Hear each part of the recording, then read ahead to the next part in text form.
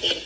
Ito po yung form na ito para ito sa kinakalap ng ating mahal na congressman na signature campaign. Para saan po yung signature campaign? Para po sa pag-amyenda o sa pagbabago ng 1987 Constitution. Ito, para po gusto nila itong mabago. Kasi, di ba, marami na yung mga dati pang batas na hindi naman po naaangkop na sa panahon ngayon. So, ito po, kung sakali po ito napapabor po sa atin, marami po tayong makakalap si congressman dito, magkaroon po tayo ng charter change. Malaking tulong po ito sa atin. Bakit? Di ba po binibigyan tayo ni congressman ng AX? Di ba po binibigyan tayo ni congressman ng tupad? Ang AX po ba at tupad batas ngayon? Wala pong batas, di ba? Kung ito po magkaroon ng pagbabago, gagawain na pong batas ang AX at tupad.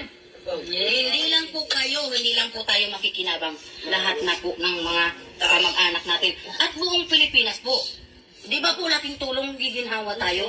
Meron tayong laging ayuda. Meron laking tulong po sa atin, di ba? Kaya po, ito po, bilang po mga leaders po ng ating congressman, kung kayo po pipirma po dito, meron pong pakonsuelo ang ating mahal na congressman. Ito po, nanay, meron pong pakonsuelo sa atin ang mahal na congressman. Bibigyan po tayo ng AX. O, di ba? Yan, nakita nyo ang video. Yan ang iskandalusong video. Yan. Diyan daw yan sa Quezon City. Isang NGO daw yan na hindi nagpakilala. Ang problema nga lang, binablurred. Binablurred nila ang video para hindi siguro makita itong mga tao. Pero masakit talaga. Ikaw ate, na jutang ina ka, isa kang scammer, isa kang manluloko. Tingnan nyo kung paano nila niluluko ang mga mahihirap. Ginagamit ang IX at tupad. Yang mga yan, dati pa yung IX. Kay PRRD pa yan. Emergency na tulong lang yan para sa mga mahihirap. At saka yung tupad ay galing yan sa DOLI.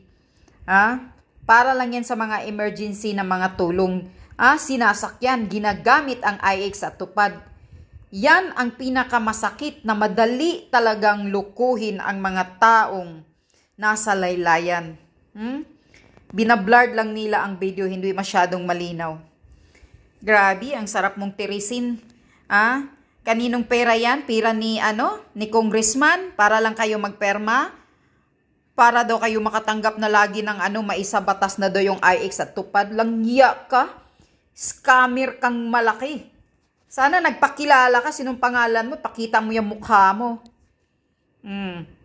Ginagamit nyo. Pera ni congressman. Pera ni congressman, mga nanay. Hindi po pera ni congressman yan. Pera po natin yan. Pera ng mga taxpayer yan. Kaya wag naman kayong magpapauto ng dahil lang binibigyan. May pakonsuelo pa. 100 pesos pakonsuelo? Tang-ina talaga to. Binablurred lang kasi itong video para siguro hindi makita yung mga pagmumuka. Kasi kinukuhaan lang ng boses itong burikat na babae na itong nangingiscam sa mga mahihirap.